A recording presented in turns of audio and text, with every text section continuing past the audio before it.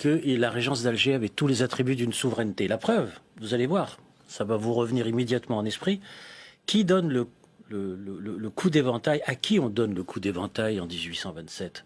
Au consul de France. Il y avait donc un consul de France à Alger. Il y avait donc par conséquent des consuls qui se sont succédés comme ça pendant des années et des années à Alger. Donc il y avait un État. Donc il y avait des attributs de souveraineté d'un État.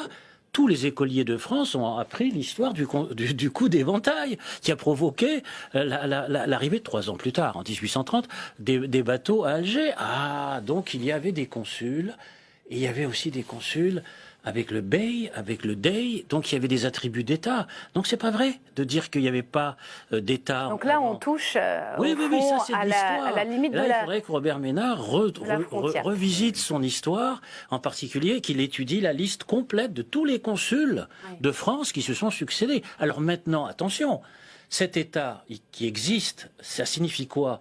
Que sous l'Empire ottoman, il n'était pas nécessaire de passer par le point de vue central, c'est-à-dire par la Turquie, pour avoir des attributs de souveraineté. Mais on était membre de l'Empire ottoman quand même. Mais c'est le cas de tous les pays de l'Empire ottoman.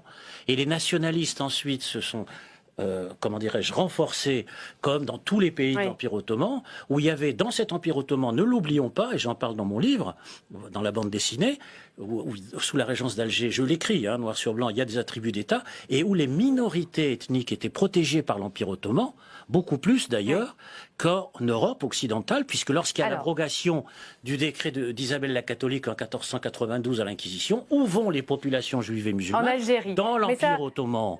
Ils vont dans l'Empire ottoman. Vous commencez à parler de la bande